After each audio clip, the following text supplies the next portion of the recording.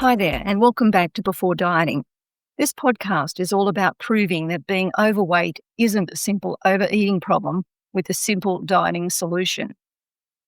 I'm Bronwyn Fletcher, and if you've been following along, you'll know that in the last two episodes, we've been talking about our childhood family food culture and how it laid the ground rules and systems for how we eat, usually without us knowing about it.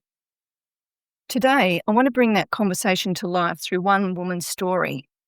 Ingrid. For privacy reasons, I'm using her middle name, but Ingrid's story will resonate with many women who struggled with recurring weight gain. That sense of following all the weight loss rules but never solving the problem. While Ingrid didn't want to come on the podcast, she did want me to share her story. As she said, I discovered there was so much more to my weight than what I ate.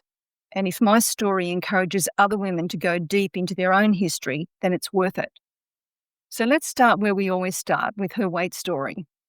Ingrid grew up with two younger siblings in a home where food was treated as fuel, and you ate what was put in front of you. There were no choices or preferences and no snacks between meals, and there was definitely no leaving food on your plate. Ingrid's weight started creeping up when she left home at 18 to study interstate. The student accommodation she moved into provided meals as part of her weekly rent. There was a shared dining room with food laid out in a serve-yourself buffet.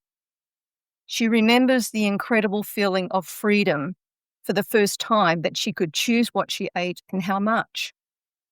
By the end of her first year away, she had gained a significant amount of weight. At first, she brushed it off, thinking it would settle down after a while, and she sort of thought of it as a part of growing up. But over time, when she started using diets, her weight followed a familiar pattern. It went up, and a diet would bring it down, and then it would go up again, and each time she was starting from a higher base. Ingrid is now in her 50s and deep into perimenopause. Her weight has started climbing again, and none of the old dieting tricks work anymore. When I asked her how she's tried to fix the problem over the years, like so many women, she's tried just about everything, from calorie counting to named diets and prepackaged meals. She knows there's one thing that stops every diet in its tracks, and that's her need for sugar. She even describes herself as a woman with a high-performing sweet tooth. She recounts a typical diet day as being good all morning, managing her food, only to find herself eating sugary snacks by afternoon and almost always eating junk food alone at night. She says, no matter how much I eat at dinner, I'm still looking for something more, something sweet, something I can eat quietly by myself after everyone's gone to bed. This comment from Ingrid describes a classic sign of an eating system at work. On the surface, it might look like binging, but it's not about excess for the sake of it. It's about finding relief. Relief eating is a way the body and mind work together to ease tension, quell emotions, and restore a sense of control, even if it's only for a short time. As we talk more about her first real experience of food freedom in her 20s, Ingrid realised something important. Her eating had changed not because she was suddenly hungrier, but because she'd been living in a system of restriction for so long that when freedom arrived, she didn't know how to handle it. In her childhood, there were no choices. And it wasn't only about food. There was no choice about what she could wear or where she could go. Everything for her required permission. So once she'd left home, that pendulum swung the other way. That self-serve buffet represented freedom, with no one telling her when to stop, no one controlling what she could or couldn't eat. And it was no surprise that the dessert section was her favourite. She told me at home, food felt like a punishment. And when I left, food became freedom. But that freedom came with a cost. Because she had no internal boundaries to replace the external ones she'd lived under, her eating was open-ended. I want to fast forward to now to see how these old systems are still running in her life today. She says when she cooks for her family, the portions are big and always enough for seconds. She wants her children to feel loved and cared for through food, to never feel like they had no choice. Often this means she cooks multiple meals to give her kids the choice she never had. She tells me, I know I overfeed my kids, but it feels wrong not to, like I'm withholding love. And that sentence captures the emotional truth of so many women's food stories where food equates to something other than nutritional value. It could be for love, it could be for safety, and even survival. And sometimes, like Ingrid, it might feel like the only sweetness or joy you can get in your life comes from a chocolate bar. Ingrid's nightly eating, the secret sweets after everyone's gone to bed, that isn't about hunger. It's a form of relief. She spent her whole childhood living to someone else's food rules. So when the house is finally quiet, eating sugary treats alone gives her a sense of relief. She eats these sweet things in secret to avoid observation, to avoid criticism and comment about what she's doing. But what she eats is an important part of her system reset. Sweetness is an essential part of a system that helps keep things running. So when it's disrupted by a diet, one that removes the very foods at its centre, she can't sustain that diet. Where diets focus on calorie counts or macros, eating systems don't. They're built from emotional wiring that could be to do with safety, control, or even belonging. And for Ingrid, that lack of access and agency and autonomy meant every decision from food to friends passed through her parents' filter. That lack of agency she experienced didn't just apply to food, it shaped her entire emotional world. And because food was one of the few things that she could get access to, she stole biscuits, she would eat sweets that she bought with pocket money. It became the place where she went for autonomy and to find joy in what she felt was a joyless life. Food for her represented rebellion, comfort, and relief all at once.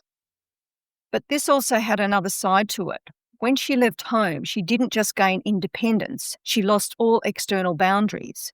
Where parental control once ruled her eating, now the lines were blurred.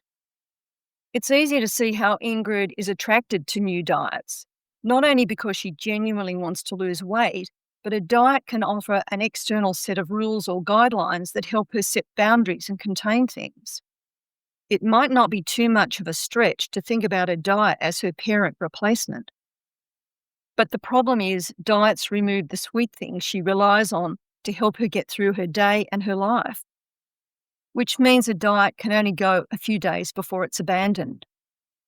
So what happens when you get to see the system that's operating? Well, the first thing to realise is that diets only address the visible problem, the weight. They never touch the underlying system that is generating it. For Ingrid, once she could expand her focus beyond what she was eating, her secret shame sort of turned into a curiosity to know more about herself and what she was doing. The first realisation she had was that food had always played multiple roles. It was safety when she was scared, it was independence when she felt powerless, and a connection when she felt alone. And of course, these things can never be dieted away. You can't erase the emotional architecture with a meal plan. They're not even of the same type.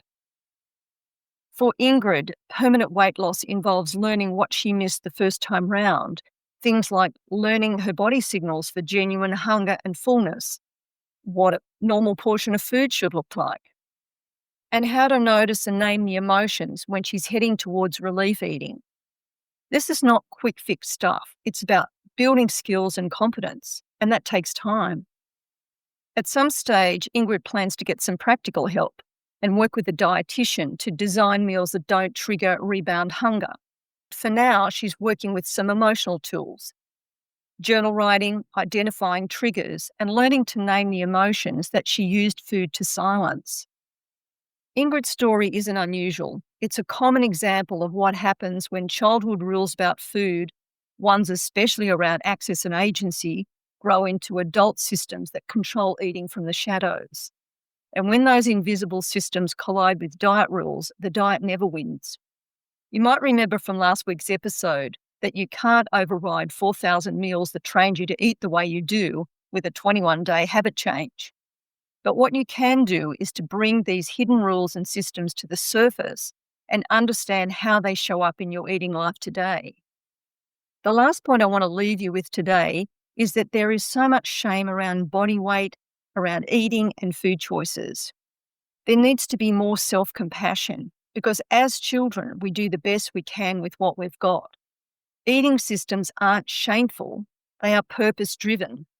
And for Ingrid, who felt there was no sweetness in her life, she designed the best system she could to cope and live within that family food culture she had. If this episode spoke to you, I'd love to hear your thoughts. You can leave a review or send me a message on LinkedIn, or even preferable, share this episode with someone who might need to hear it. And when you're ready, head over to the Waiting for Happiness website to discover your own eating system. Thanks for listening, and I'll talk with you next week.